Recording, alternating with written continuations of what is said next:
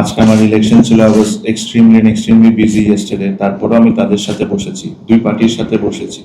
আমি দুই পার্টিকে ডেকে নিয়ে এসে একটা একটা সলিউশনও দিয়েছি। যেহেতু দুই পার্টির কারোর কাছে কোনো পেপারস ছিল না, কোনো কন্ট্রাক্ট ছিল না প্লেয়ারদের, আমি তো বোর্ড হিসাবে কোনো সিদ্ধান্ত দিতে পারি না। কেউ যদি বলে যে আমি 1 টাকা পাই আর কেউ যদি বলে যে আমি 2 টাকা পাই, এটা প্রমাণ করার জন্য তো আমার হাতে কাগজ থাকতে হবে। যেহেতু কোনো প্লেয়ারের কাছে কন্ট্রাক্ট ছিল না, তো এখানে আমি সিদ্ধান্ত কোনো দিতে পারি না।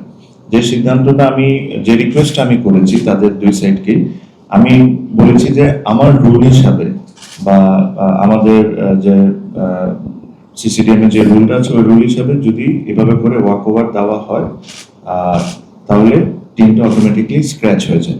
এগেইন ফার্স্ট ডিভিশন সেকেন্ড ডিভিশনের কারণটা পুরো ভিন্ন ছিল। যখন ওই টিমগুলোকে আমরা ডিসাইড করেছি যে রেলিগেট করব না, এই ডিসিশনটা কিন্তু আমি নিই নাই, সব 44টা টিম মিলে একমত হয়েছে, দেখে এই ডিসিশনটা এসেছে। সেম জিনিসটা আমি আজ ওনাদেরকে একটা জিনিস বলেছিলাম যে দেখেন আপনাদের কাছে দুইটি অপশন আছে। একটা অপশন হলো আপনারা প্লেয়ার আর ক্লাব যদি এভাবে করে ডিভাইড থাকে তাহলে আমার হাতে আর কোনো কিছু করার থাকবে না, ব্রাদার্স অটোমেটিকলি রেলিগেটেড হয়ে যাবে। This is option 1।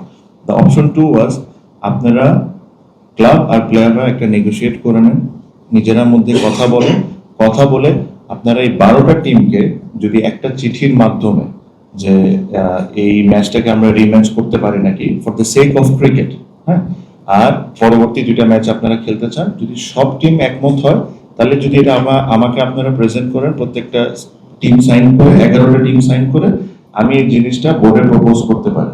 বোর্ডে প্রপোজ করে এই জিনিসটাকে যদি ওই ক্রিকেটের স্বার্থে এই জিনিসটা আমি আপনাদের জন্য হয়তোবা করার চেষ্টা করব। বাট আনফর্চুনেটলি যা আমি আজকেও শুনেছি, আমি আজকে ইলেকশনের মধ্যেও এটা নিয়ে ডিল করছিলাম, আনফর্চুনেটলি প্লেয়ার্স আর ক্লাবের মধ্যে ওই নেগোসিয়েশনটা ফেল করেছে। ওই ফেল করার কারণে আমি এখন পর্যন্ত কোনো চিঠি পাইনি। কালকে আপনারা জানেন যে নতুন পিকচার আছে একটা, সো এখন যে বাইলজের যে জিনিসটা আছে ওই জিনিসটা আমার ফলো করতে হবে।